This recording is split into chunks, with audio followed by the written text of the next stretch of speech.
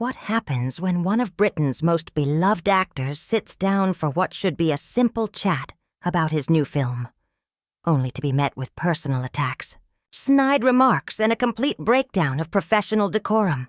In just 36 seconds, a daytime television host's arrogance would turn a routine interview into one of the most uncomfortable on-air altercations in recent memory. It would end with something almost never seen on live television: Hugh Grant walking off the set entirely. He had arrived at the Loose Women's studio that afternoon, expecting the usual. Talk about the new film, share a few light-hearted stories, thank the crew, and be on his way. Easy, predictable, professional. But from the moment he sat down on that iconic sofa, something felt wrong. The air was thick, the mood off. Denise Welch, seated at the center of the panel, wore a look that suggested she wasn't there to talk about the movie. The other hosts, Nadia Sawalha, Kay Adams, and Jane Moore, watched quietly, waiting to see where she'd take it. The first few minutes were harmless enough. Denise opened with a polite question about his new romantic comedy. Hugh smiled, delivered his usual witty, self-effacing charm. The audience clapped. Everything seemed fine, until Denise leaned forward, her tone changing. "So, Hugh," she said, smirking, "let's talk about your personal life, shall we? That's what everyone really wants to know about." Hugh's smile faltered. "Well, I'm actually here to talk about the film," he replied evenly. "That's what we agreed on." "Oh, don't be boring." Denise waved him off. "You're Hugh Grant. Your personal life's practically public property, isn't it?" The room stiffened. Nadia shifted uncomfortably. Kay glanced over, sensing danger. "I'd prefer to keep some things private," Hugh said calmly. "The film's quite good. I think people might like to hear about that." "Private?" Denise laughed sharply. "You gave up private when you became famous. That's the deal, isn't it?" "Actually, no," Hugh said, his voice now firm. "The deal is that I share my work. My life is not for public consumption." Denise rolled her eyes. "Oh, here we go? Another celebrity moaning about fame. You chose this life." Jane Moore quickly tried to steer things back. "Hugh, tell us about working with your co-star. There were some funny moments on set, right?" Hugh smiled faintly, about to answer, when Denise cut him off. "I wasn't finished," she snapped. "Let's address the elephant in the room. Your scandals, your relationships. Don't you think you owe the public some explanation?" The studio fell silent. Even the audience stopped reacting. Hugh's expression hardened. "I don't owe anyone an explanation for my private life," he said slowly. "I've made mistakes. I've owned up to them. But I'm here to talk about my work." "Mistakes?" Denise repeated mockingly. "That's one way to put it. Some would say your behavior's been appalling. How do you sleep at night knowing how you've treated people?" Nadia reached out. "Denise," she said softly, warningly. "What?" Denise snapped. "I'm just asking the questions everyone wants answered." "Your job," Hugh said sharply, "is to interview me about the film I'm promoting, not to insult me on live television." "Insult you?" Denise gasped theatrically. "I'm holding you accountable." "Accountable?" Hugh leaned forward now, anger restrained but visible. "You don't even know me. You've spent 5 minutes judging my life from tabloid headlines." Kay tried to interject. "Let's just take a breath. Hugh, maybe tell us—" No. Denise interrupted again. "Let him answer. Why so defensive if you've got nothing to hide?" "I'm defensive," Hugh said tightly, "because you're being unbelievably rude. This was supposed to be a professional interview, not an ambush." "An ambush?" Denise laughed again, harsh and mocking. "Oh, don't be dramatic. It's just a conversation." "This is not a conversation," Hugh said, his composure cracking. "A conversation requires mutual respect, and you've shown me none." The tension was unbearable. Cameras froze, unsure where to point. In the control room, producers scrambled, wondering if they should cut to commercial before something irreversible happened. The audience sat frozen, caught between disbelief and fascination. What had started as an awkward exchange was now a full-blown disaster unfolding live. Denise wasn't backing down. "I just find it fascinating," she said, her tone dripping with condescension, "that men like you come on shows like this, expecting us to worship you, expecting soft questions, applause, adoration. But the moment someone actually challenges you, you crumble." "Challenging someone," Hugh replied evenly, "and being disrespectful are two entirely different things. You're not conducting an interview. You're trying to humiliate me." Denise let out a short, incredulous laugh. "Humiliate you? That's rich, coming from you." Hugh's eyes narrowed. "What's that supposed to mean?" "Oh, you know exactly what it means," she said, leaning back in her chair, folding her arms. "You've built your whole career on that charming, bumbling gentleman act. But everyone knows that's not who you really are, is it?" For a moment, Hugh just stared at her.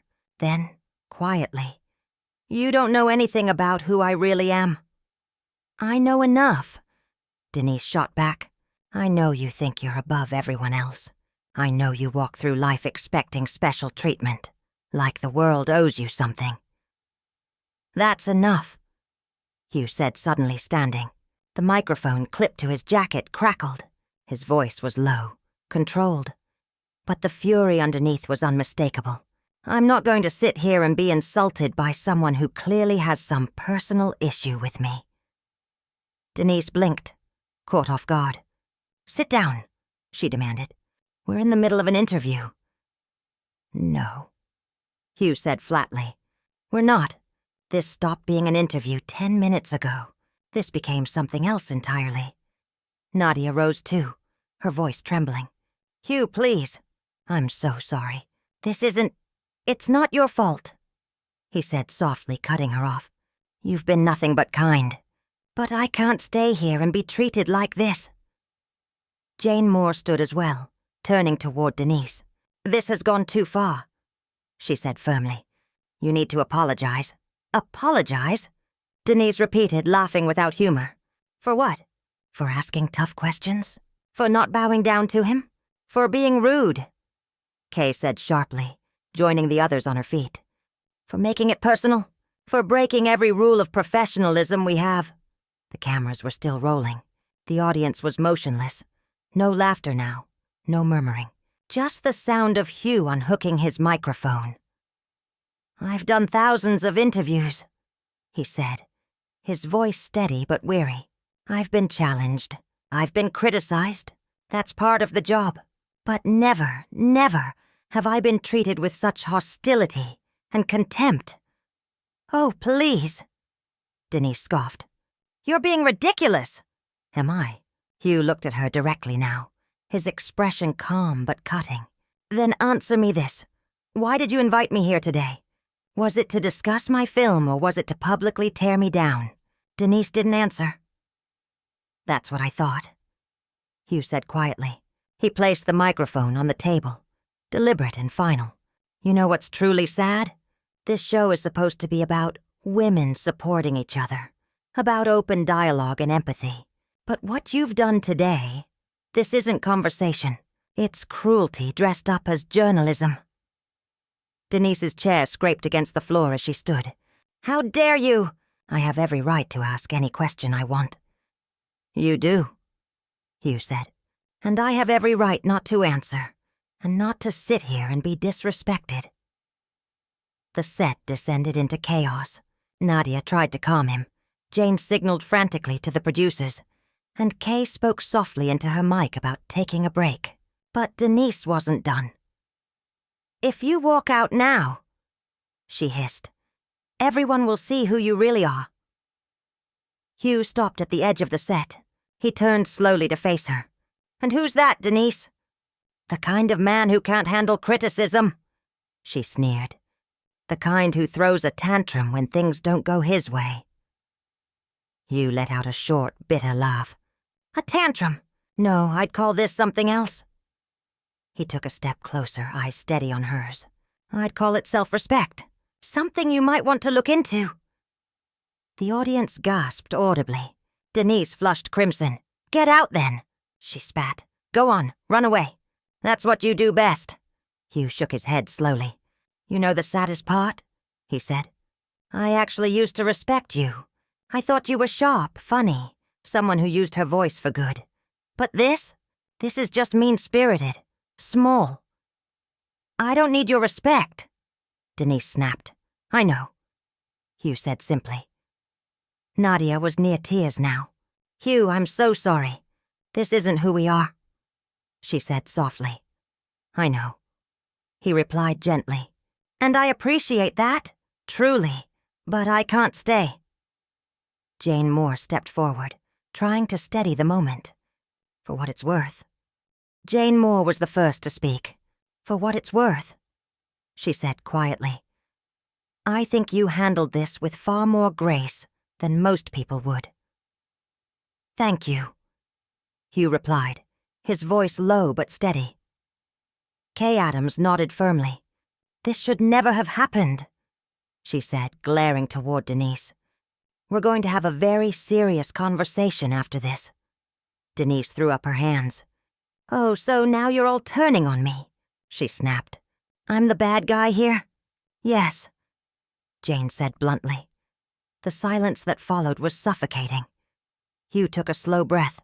"I genuinely hope," he said, looking around at the panel, "that when you watch this back, you'll understand why I had to leave. I don't think I'm being unreasonable.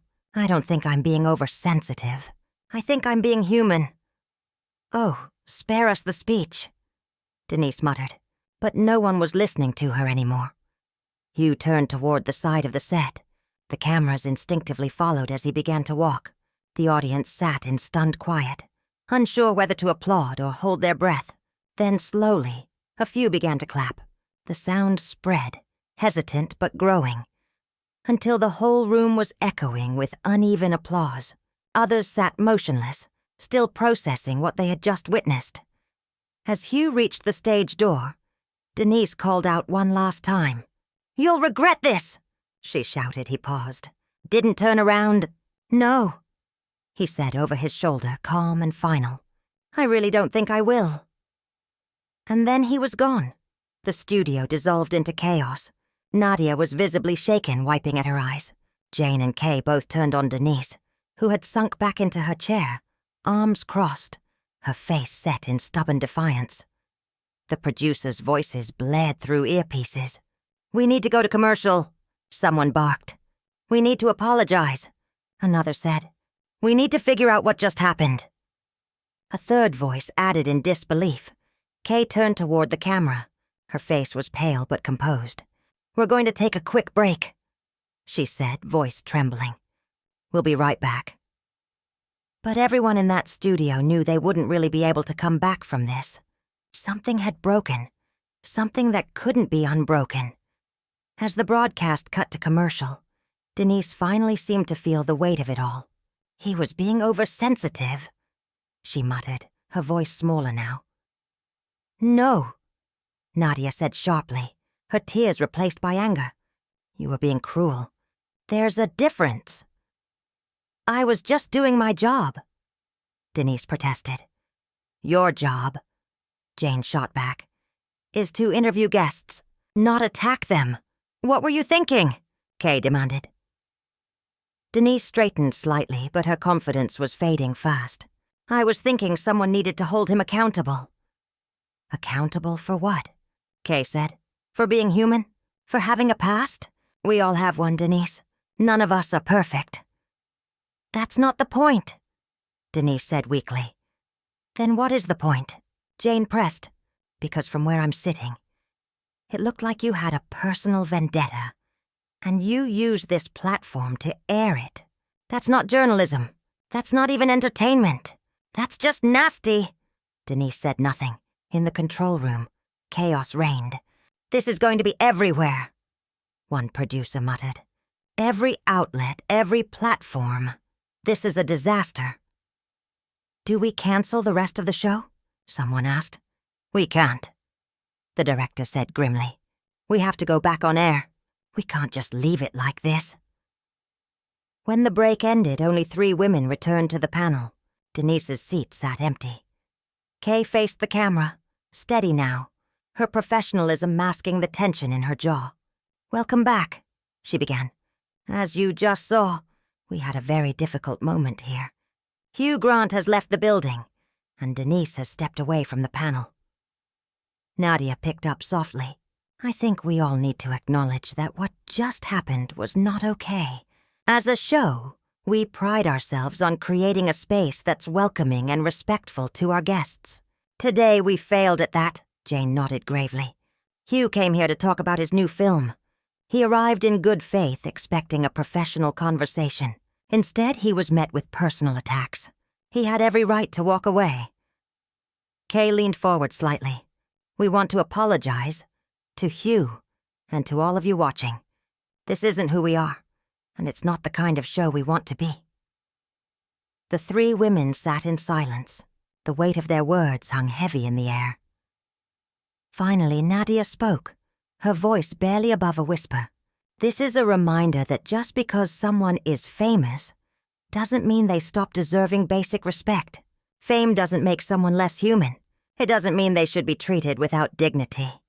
"Absolutely," Jane agreed softly.